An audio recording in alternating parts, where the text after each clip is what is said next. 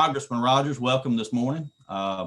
This is the public affairs meeting of the County Chamber of Commerce, and we're glad to have you with us, and we have some others on the call today. So if you would just share with us what's going on in Washington and especially how it affects small business. Sure, happy to do. I'm sorry I'm a few minutes late. They called an unexpected vote on the House floor. I had to run over there. But it's good to be with y'all. I hate that it's not in person. I hate talking to computers, but it is what it is. And that's the way things are around here. It's very surreal. There's hardly anybody at the Capitol other than members and just a few staff. It's weird when you walk through the hallways and there's nobody there. It's like a set from The Walking Dead. There's nobody here. But hopefully we'll be through this pretty soon. The attending physician tells us that he believes that we will have everybody vaccinated and can get back to some sense of normalcy by August. I hope he's right, because this is no way to run a government or any businesses for that matter. As you know, the Democrat Party is taking control of all the Congress, both House and Senate, and obviously they have the White House. So when I go and vote, I generally lose. That makes Kelly Pierce very happy. I think that Kelly muted me. Yeah, that's what it is. We can take back now. I was just going to take over, Mike, since you had introduced me. I was just going to go ahead and talk about your agenda. That's scary. Now the Democrats did pass out of the House their what they call a COVID relief bill, which is not COVID relief. Only 9% of it is. The rest of it's just payoffs. But it included a $15 minimum wage, which probably will not get to the Senate because the parliamentarians ruled that out of order. There is discussion over there with some of the more moderate Republicans about agreeing to a $10 minimum wage.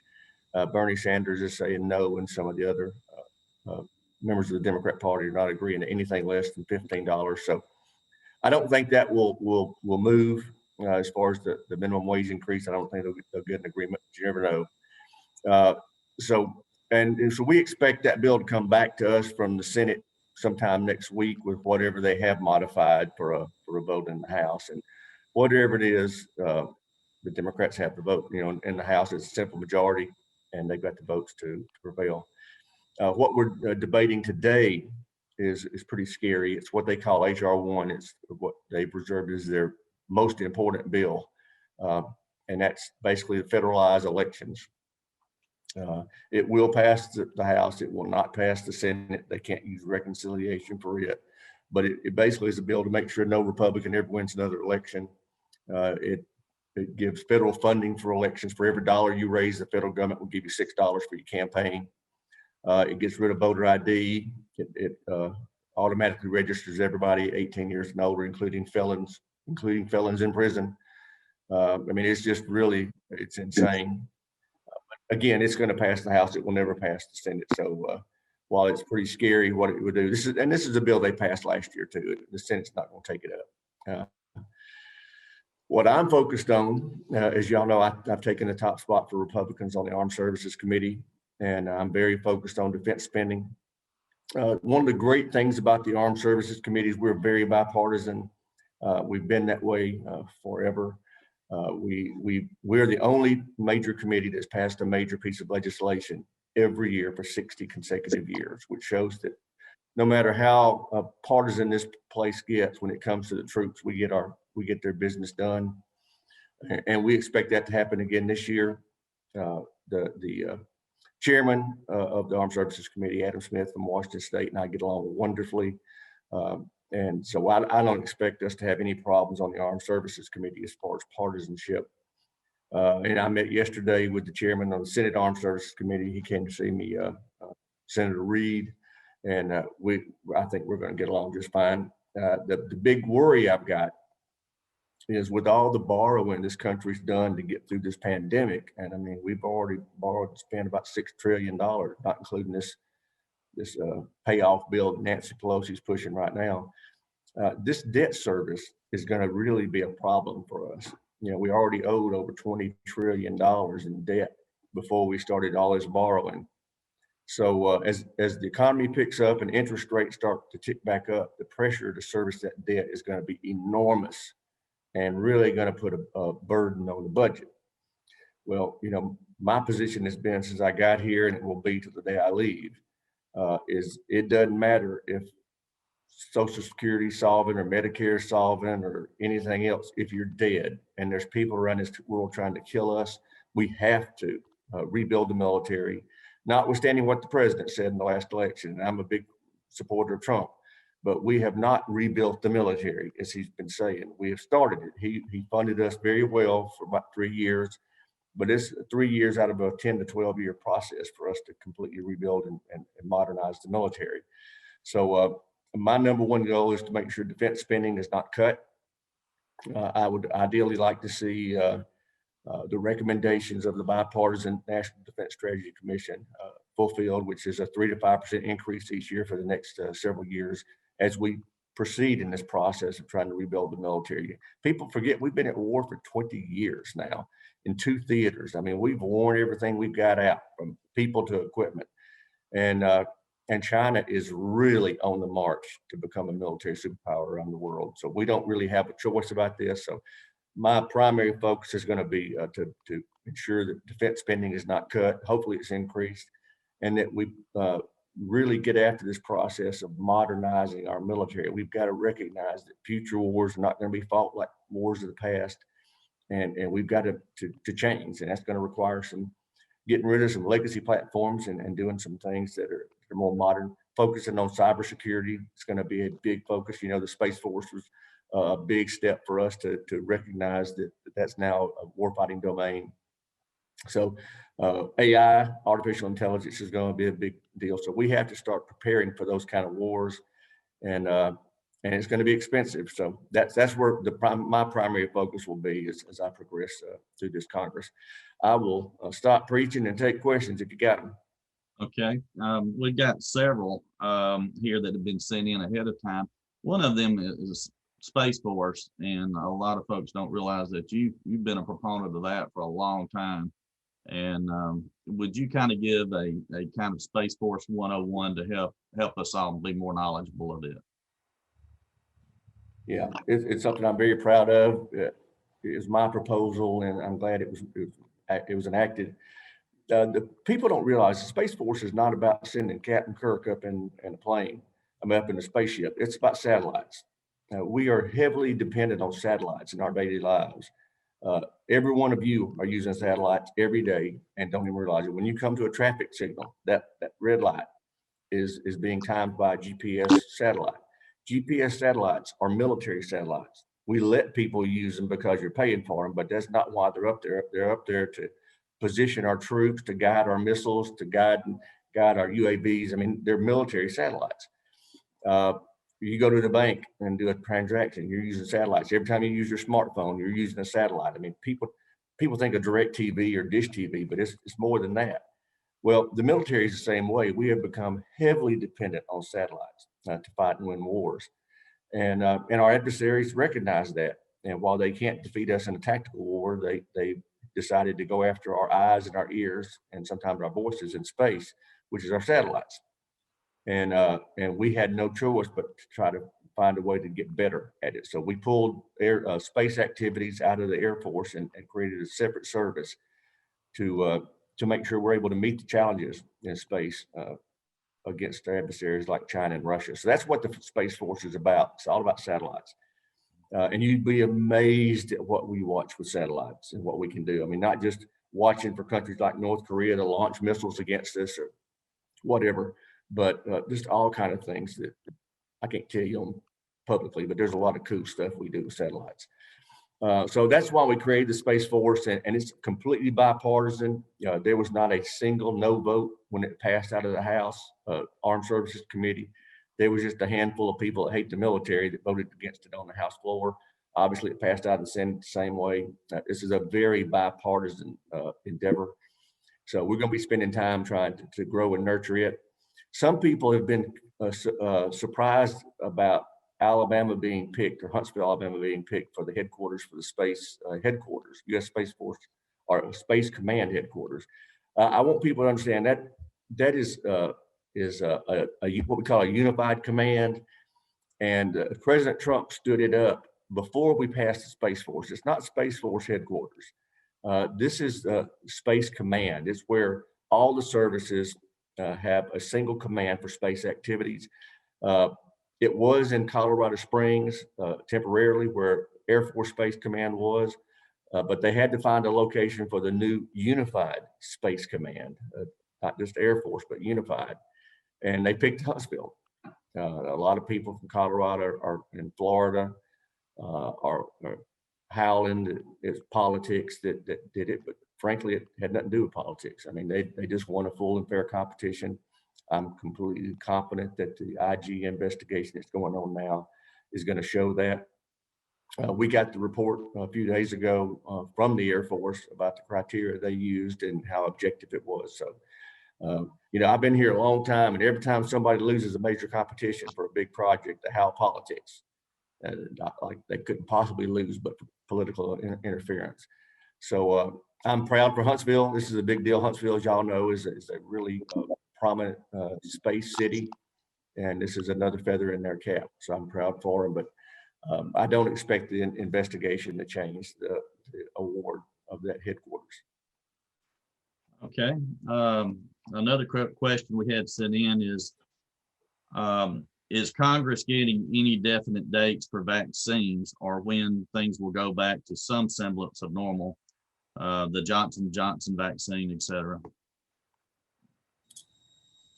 Yeah, it's like I said a little while ago. I may have been on mute. I'm not sure what y'all heard, but we're expecting by August everybody to have been vaccinated that wants to be vaccinated, and for us to get back to normal, whether it's going back to school. That's the thing I'm most focused about is kids need to get back in school. And I think that people will have their vaccines by June. But there's some people that aren't getting them. And I just find that bizarre. We're having the same problem in the military. About 1/3 of the troops are refusing to take the shots because they're worried they might have some adverse reaction. There's no evidence of any significant reactions to this vaccine. So, I'm hoping people will go ahead and take it because there's no reason not to. We may have to make it mandatory in the military. I was talking to a 4-star general yesterday about it, and he was urging we make it mandatory because those of you who've been in the military know that if you even got bad teeth, they won't let you deploy. So there's no reason for us to let somebody who could possibly be carrying a virus deploy. So we may have to make it mandatory for the military, but everybody needs to get it. They just do. Okay. Another question we have is with the Texas power fiasco, what are your thoughts about fossil fuels versus wind, solar, and other green energy? And I would add to that, what you think the current administration will do with all of that. I think the current administration is just beholden to the environmental vote in this country, and he's going to continue to do what he's already doing. And we're seeing gas prices already going up. You can't discontinue drilling on federal lands and expect it not to have an effect. And he's going to do other things to try to make people move away from fossil fuels to other sources. And it's going to continue to drive up prices. But, elections have consequences. And he won, and this is what we're going to have to deal with till we have another election, hopefully a different result. Obviously, you can tell I'm a Republican.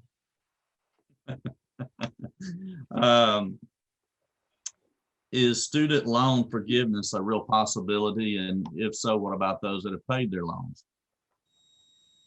No, it's not going to happen. I mean, everybody gets all charged up when they talk about it, and they'll continue to give rhetoric, and they may pass something out of the House that does it. But again, they're not going to get rid of the cloture vote in the Senate, 60-vote rule. And with them only having 50 Democrats, there's no way they're going to pass stuff like that. And the truth is, we couldn't afford to pay for it anyway. I'm telling you, we have been borrowing money left and right trying to get through this pandemic. Just insane amounts of money that we've been borrowing and spending. And, the debt is a real national security problem. We're going to have to deal with it. So all this silly talk about giving away money like it's candy is just, it's nothing but political rhetoric to try to get their base to come out and vote for them. But it's not going to happen. I mean, we just don't have the money. How is the U.S. relationships with other countries with President Biden in office now? And what adversaries might turn into friends and vice versa? I'm sorry, Keith, you were breaking up. I couldn't tell what you said. Okay. How is the U.S. relationships with other countries with President Biden in office now? And Okay. what adversaries might turn into friends and vice versa? We don't know yet what folks are going to do. Obviously, Iran is happy because the pressure is off them, which is a terrible situation. Iran is a really, really bad actor in a rough neighborhood. And that was part, I was getting a classified briefing yesterday from the CITCOM commander about that part of the country. And we're in a wait and see mode right now. We don't know. We know Iran is happy because the pressure's off and they got this new administration's begging them to reopen the Iran deal that President Trump got us out of. But we don't know what it's going to mean for that part of the world yet. Saudi Arabia is worried because they believe that this administration is going to be cool toward them, and the Trump administration, had a good relationship with them. Israel, I mean, the president just talked to Israel for the first time last week, so I'm not sure that's going to be a good relationship. I'm sure the Palestinians are happy about the Biden administration, but as far as Europe, my big concern about the Western Europe and Eastern Europe is, President Trump made it very clear he expected all NATO allies to pay their fair share of the cost of being in NATO, which you had to agree to spend 2% of your GDP on your own defense. And almost nobody was doing it except us, because basically we are the muscle in NATO. And President Trump really was, said, everybody kicks in their fair share, we're getting out. We're not toting your load for you anymore. And that was really working. And I'm worried now about, as we say in Alabama, some backsliding going on. I'm afraid some of these European countries who were paying their 2% finally are going to backslide where they're paying 1% or less than 1% for their own defense. And that's just not fair to us. If we wind up getting into a conflict that we're having to do their business for them, because as I've been telling y'all repeatedly in this call, we borrowed a lot of money and we can't really afford to be toting anybody else's business. Another, you talked a little bit about the military and the budgets and military spending. One of the questions we have is, how likely are we to see a decrease in the military budgets and the military size? Well, it won't come out of the House with a decrease because we're just dug in, no cuts. And my view is, right now in this current year, we're spending $741 billion on defense. Just the cost of living change from the past year budget until this next year is going to be 16 billion increase in inflation. So we expect 757 to be the number this next year. Anything less than that we view as a cut because it is an effective cut. And the truth is we're not going to agree to anything that's a cut on the Republican side. We may not get the 3 to 5% increase that we want. I'll be unhappy about that, but we won't agree to a cut, and they can't pass it without Republican votes. The truth is, right now the Democrats have a 5-vote margin on us in the House. Is very narrow margins in the House and the Senate. Obviously, the Senate's 50-50, but in the House, if they lost 5 votes, we're in the majority. And they can't pass the NDAA without us. They've got about 20-25 Democrats that will never vote for anything that helps the Defense Department. They just hate the military. They hate defense spending. So there's no way they can pass the NDAA without Republican votes. And that's always been the case, really.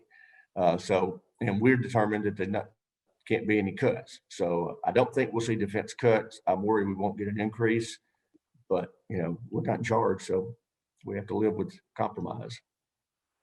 Okay. Relating back again to the Space Force, one question we have is, will Space Command go away as Space Force ramps up? I'm sorry, Keith, you're breaking up. Okay. you talked about the Space Force, and we have Yeah. that will Space Command go away as Space Force ramps up? Something about Space Force ramping up. I couldn't hear the first part. Yeah. What Well, about Space Force ramping up? as it ramps up, will the Space Command go away? Will what go away? Space Command. Okay, Space Command. No, again, what Space Command is in Huntsville, it's a unified command. And that basically means if whether it's the Marines or the Air Force or the Army or Navy, whoever, anything that has to do with space is operated in a theater of war through that command. Just like now we have Strategic Command. Anything to do with nuclear weapons being launched is going to happen through Strategic Command, no matter what the various services are doing on their own. So no, we will have a Space Command even if Space Force went away, because we would still have to operate space capabilities. We were doing space capabilities in each of the services before Space Force. All we did was take them out of the services and create a separate service just to focus on space capabilities. That's what the Space Force is. But the Space Force headquarters and U.S. Space Command are two separate things.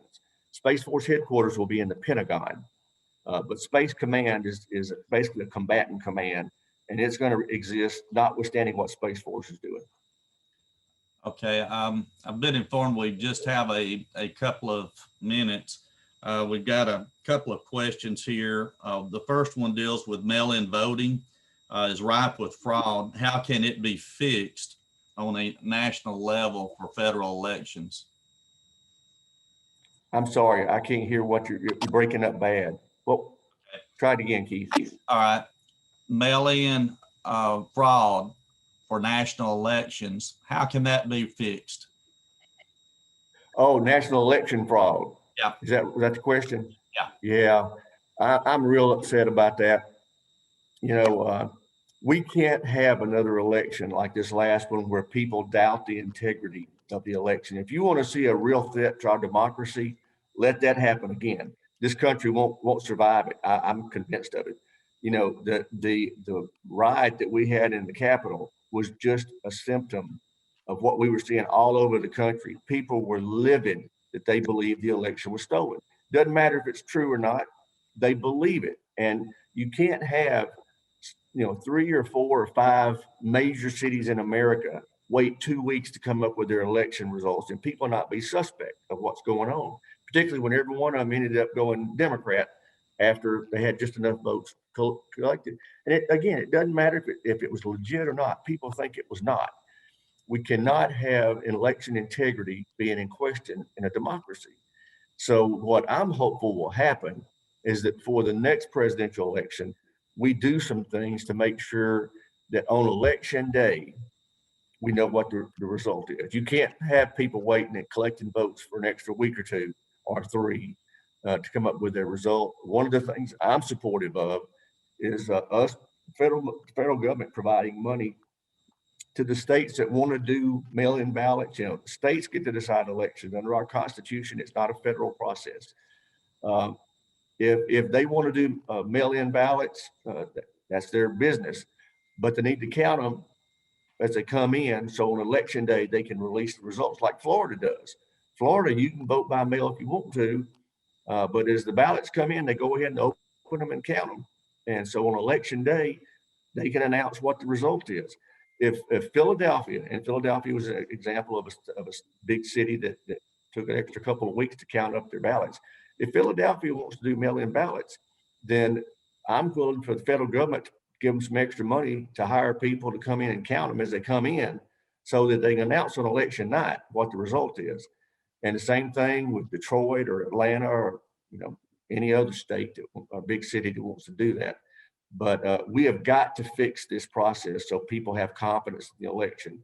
It's one of the things I'm bothered by, this HR 1 that they're trying to pass out of the House today that won't go through the Senate, but they're trying to pass it. It gets rid of voter ID. It requires a ballot be sent to everybody that's registered to vote. It requires that everybody who turns 18 is automatically registered. You're talking about a situation ripe for fraud with that. So I'm worried about it, but that's a big deal. If we don't get it fixed, our democracy is really in trouble. I realize that we're out of time. We did have several questions related to HR 127, the gun bill, and plain and simple language related to that. Would you give your comments on that, the chances of it? And unfortunately, that'll be our last question with the time we have. Yeah. The Democrats hate guns. It's just a fact. And they're trying their best to regulate them out of existence. But the good news is that's not going to happen. The House can pass almost anything because they're majority.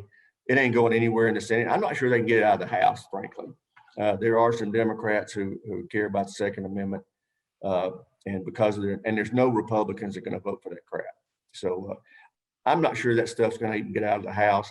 I am worried about the administration doing some things just through regulation that drive up the cost of ammunition and guns, just the production. And they can do some of that stuff just through regulatory powers. But I don't see any legislation passing.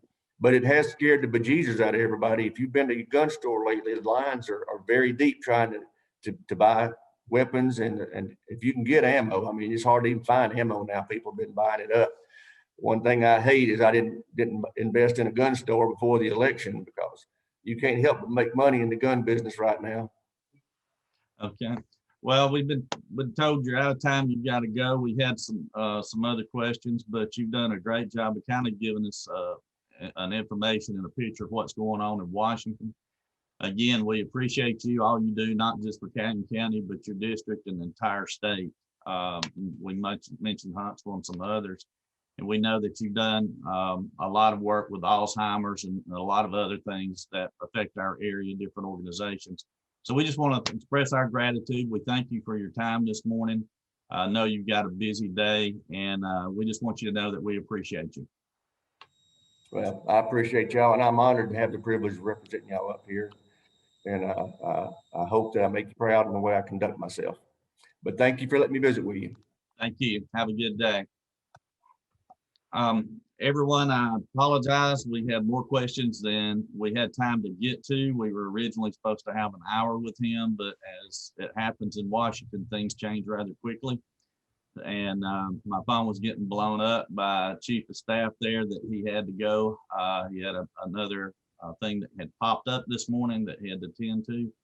So maybe on our next one, we can get to some of the other questions. I want to commend the chamber staff and Angie for really helping us take the public policy committee to another level, and really working hard to give you these updates, not just on the federal level, but on the state level as well. And so we hope that when we have these events, we had a really good turnout today. I hope you will continue to stay in tune. We try to get your questions answered. Sometimes we have to combine them when there's several that's close to it. We don't purposely leave anyone out. So that's what we tried to accomplish this morning.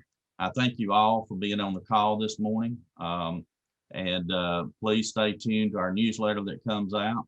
And with there being no further business today, we thank you for attendance, and we hope you have a blessed day.